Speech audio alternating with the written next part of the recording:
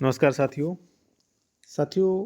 आज के टॉपिक में बात करेंगे कि SC ST वर्ग की ज़मीन खरीदने पर नियम और 2025 में वर्तमान में क्या नियम है। 25 में ये वीडियो देखें, 26 में देखें, 27 में देखें, ठीक है।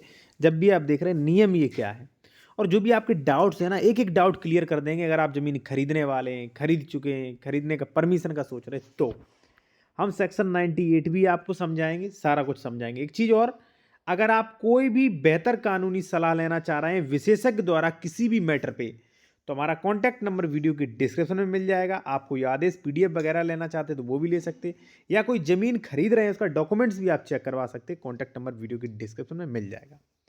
सबसे पहले तो साथियों हम कहेंगे कि अभी भी आप SC ST वर्ग के व्यक्ति से प्लॉट्स नहीं खरीद सकते। आप कहोगे ये कैसा नियम? जी हाँ, प्लॉट्स, ठीक है ना। यानी कि कहें तो जो आप ये बिना लेआउट वाली कॉलोनियों में जो प्लॉट खरीद रहे हैं ना, ठीक है, तो वो नहीं खरीद सकते। अब आप कहोगे ये यूट्यूबर तो ऐसे ही हैं, कुछ भी कहते रहते हैं, इनकी बात मत मानिए। तो आप बात मत मानिए, लेकिन प्रूफ देखिए आप, ठीक है ना। देखिए, एक व्यक्ति ने एक प्लॉट खरीद लिया था, ठीक है ना, प्लॉट खरीद लिया था भाई। अब 14380 तो कराया नहीं था, ठीक है ना। अब कई वकील जो महा वकील होते हैं भाई भाई वो लोग कह देंगे कि नहीं, अगर आप प्लॉट आवासी में लिखवा रहे हैं और आवासी वहां पे लिखवा देते, आवासी का स्टाम्प पे कर देते, तो वहां पे कोई दिक्कत नहीं। मैं साथियों आपको बता दूं कि कहीं भी उनसे कहिए, कहीं भी ऐसा नियम दिखा दीजिए कि बिना 14380 कराए वो जमीन की आवासी मान ली जाएगी, तो बता दीजिए ये कहां पे लिखा है। देखिए, मात्र आवासी का स्टाम्प पे कर देने से जमीन 143 या 80 उद्घोषित नहीं मानी जाएगी।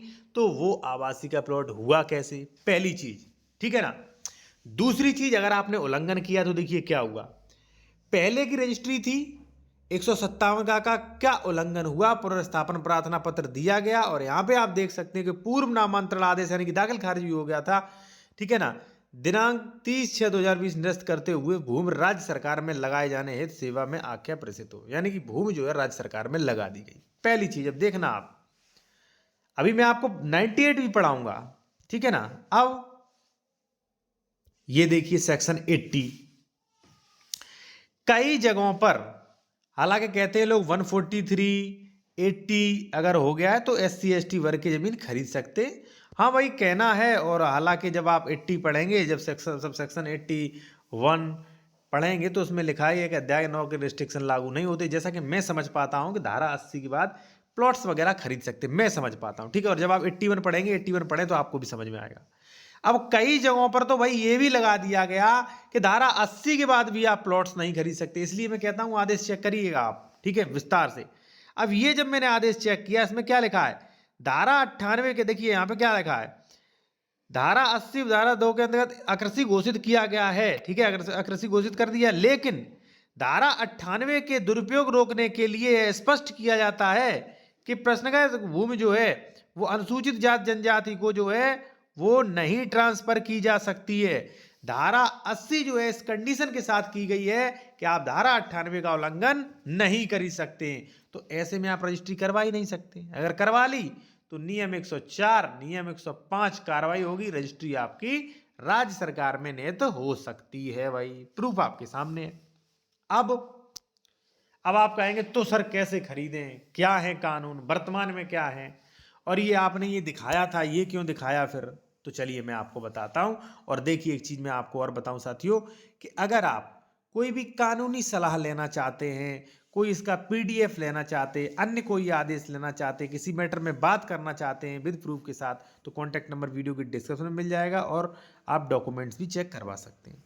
ये मैंने इसलिए लगाया साथियों कि एक बार शायद 2022 का ये था कि उन्होंने ये छूट दी थी कि टाउनशिप के लिए, ध्यान रहे यहां पे आप देखेंगे स्पष्ट लिखा है कि सरकार ने शहरों लोगों को आवासीय जागरूकताओं को पूरा करने के लिए टाउनशिप बसाने के लिए ये छूट दी थी, ना कि ये है कि भाई आप जमीन खरीदो बिना परमिशन के, ठीक है। अब आज भी मैं आपको बता रहा हूं कि सेक्शन 98 आज भी लागू है, कहीं भी नहीं बदल गया।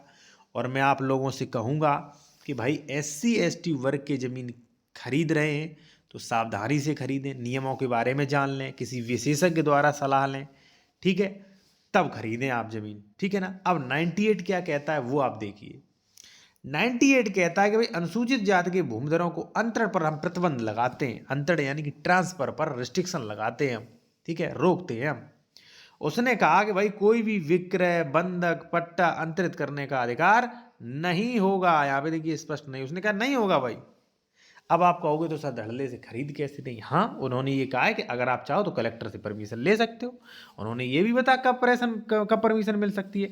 मान लीजिए 108 के उसके उत्तराधिकारी जीवित नहीं है, या मान लीजिए अलग जिले में रहने लगा है स्थायी तौर पे, स्थायी तौर पे, या मान लीजिए कोई गंभीर बीमारी है, ठीक है, और कुछ क्राइटेरिया इतने एकड़ से ज़्यादा है, तब जो है आप परमिशन लेके खरीद सकते हैं साथियों, ठीक है। बाकी अगर मान लीजिए आप बिना 14380 बिना 98 के खरीद रहे हैं ज़मीन, तो आप श्योर मान लीजिए कि अगर लेखपाल ने रिपोर्ट लगा दी, अधिकारियों ने रिपोर्ट लगा दी, 104 105 की कार्रवाई हो सकती है। इसलिए किसी के बहकावे में ना आए आप जो भी व्यक्ति से बात करें, आप ये बात करें कि भाई हमें एक्ट दीजिए, आप अपना जो आप बता रहे हो एक्ट दीजिए। अब आप कहोगे सर वो गलत क्यों बताएंगे। देखिए गलत तो इसलिए बताएंगे कि आप किसी ए पर्सन के पास गए हो, आपने कहा कि साहब रजिस्ट्री होना है, ठीक है, वो कह देगा रजिस्ट्री हम कर देंगे भाई। अगर उसने ये कहा कि नहीं इसका 143 है दिक्कत होगी, नहीं इसका 80 है दिक्कत होगी, ठीक है, या मान लीजिए उसने कहा सेक्शन 98 कराओ, उसने अगर आपको प्रवचन दिए तो आप रजिस्ट्री लौट जाएंगे और वो बेचारा भूखों मर जाएगा, या मान लीजिए उसका नुकसान हो जाएगा। और आजकल इतना ईमानदार बहुत कम लोग बचे हैं जो आपको सही गाइडेंस दें कि भाई ये मत करिए आपका नुकसान हो जाएगा, ठीक है ना। क्योंकि लोग जो है, और ख़ासकर मैं अधिवक्ताओं की बात करूं या अधिकारियों की बात करूं, तो आजकल सिर्फ एक ही चीज़ ध्यान में रख के काम हो रहा है, वो है सिर्फ और सिर्फ पैसा।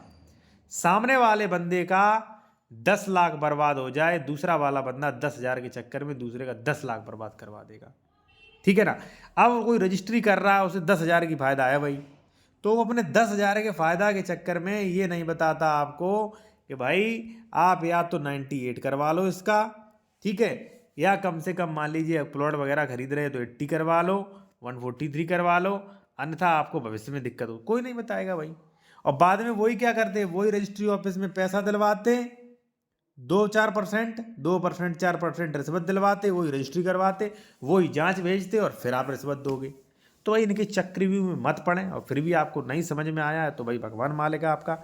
और इसके अलावा मैं कहूँगा लीगल एडवाइस के लिए कॉन्टैक्ट नंबर वीडियो की डिस्क्रिप्शन में मिल जाएगा। आप चाहे चैनल ज्वाइन कर सकते हो, जो नए एडवोकेट हैं वो चैनल ज्वाइन कर सकते हैं। ज्वाइन करने से फ़ायदा आपको ये होगा कि आप वीडियो की कमेंट्स में जो क्वेश्चन करेंगे उनके आंसर मिल सकते हैं आप, ठीक है। ओनली 59 रुपये में ज्वाइन कर सकते हैं।